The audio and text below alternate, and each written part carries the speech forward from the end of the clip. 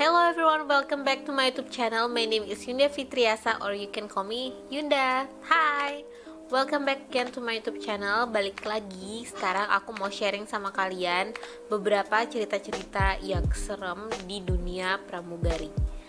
Banyak banget mungkin yang kalian tuh nggak ngebayangin kalau pramugari bisa nginep di satu hotel dan kemudian di hotel lainnya. Kadang-kadang ada beberapa yang mengalami pengalaman mistis. Dan sekarang aku akan ceritain 3 cerita dari 3 narasumber, yaitu teman-teman aku, kru dan ex kru yang punya pengalaman saat mereka lagi layover terus didatengin sama makhluk-makhluk yang mengerikan. Aku sebenarnya deg-degan banget sih mau ceritain cerita-cerita ini karena ini bener-bener serem banget. Yaudah kita langsung aja mulai ke videonya. So now everyone, prepare your brush and cross check.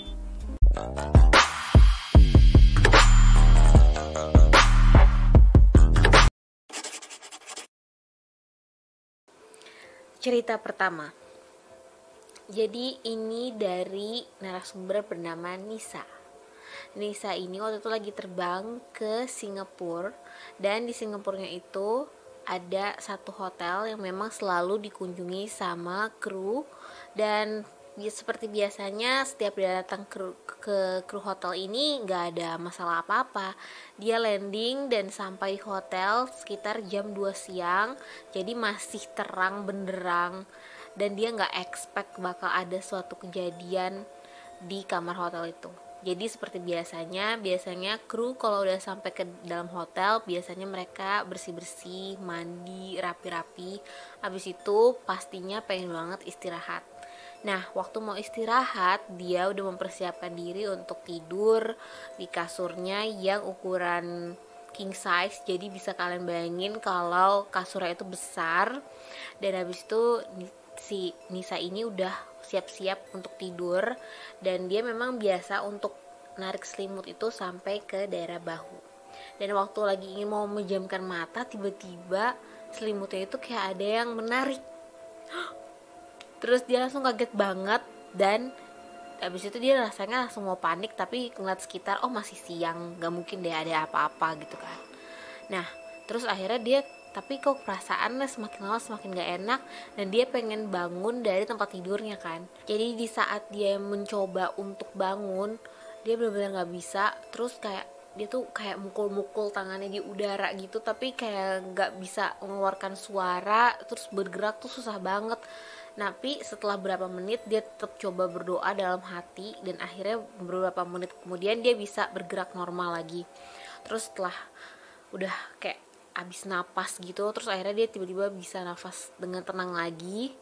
Terus baru dia kayak doa-doa lagi, dan akhirnya dia berusaha untuk tidur tapi nggak bisa tidur juga. Sampai akhirnya waktu wake up call atau waktunya pramugari balik lagi ke negara asalnya, sama sekali dia nggak bisa tidur. Dan alhasil selama penerbangan dari Singapura ke negara home base-nya maskapainya tempat dia bekerja, dia benar-benar rasa capek banget.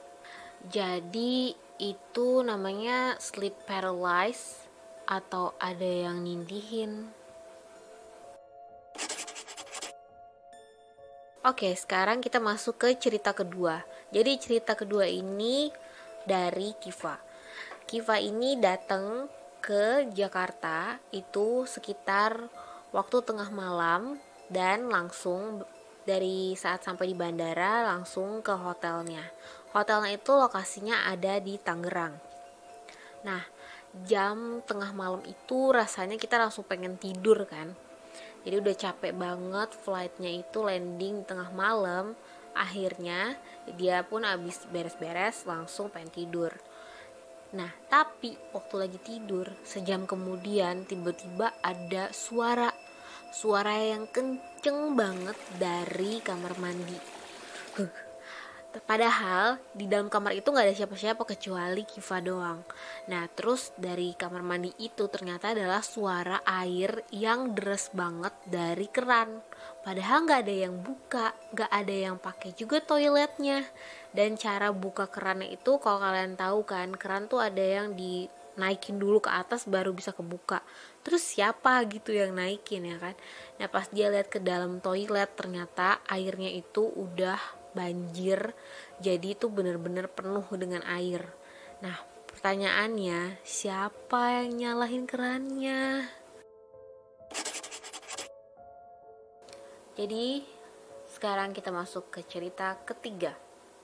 Cerita ini dari kru maskapai domestik namanya Vidi. Jadi ini pengalaman dia waktu dia pertama kali dapet layover atau RON di Lombok.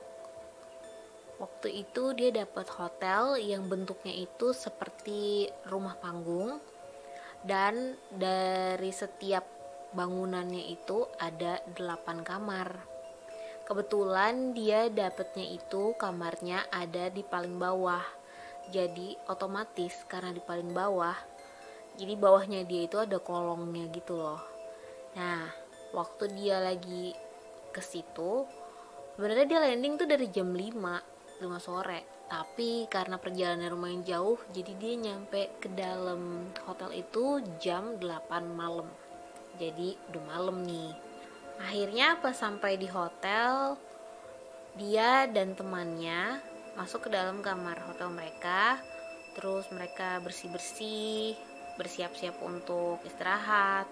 Dan akhirnya dia pun juga tiduran di atas kasur sambil baca novel. Dan temannya duduk di meja rias sambil main HP. Semuanya berjalan normal aja.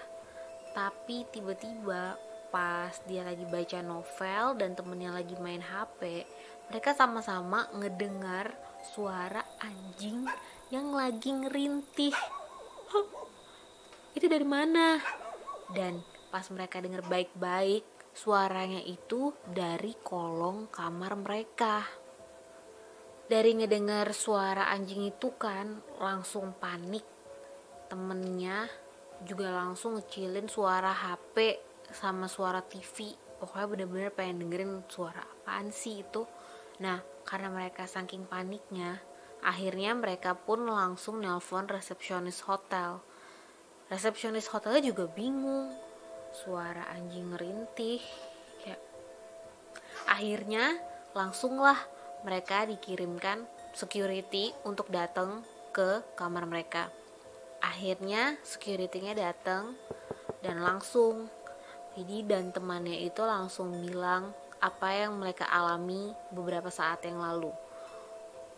Tapi anehnya security-nya ini malah bilang kayak gini, udah ibu tidur aja biar saya yang jagain. Habis itu dia sama temennya cuma ngangguk doang, tapi mereka ngerasa tetap aja ada yang aneh. Nah akhirnya mereka pun coba untuk istirahat lagi kan. Temennya sambil main handphone dan Vidi udah langsung ke kasur untuk tidur.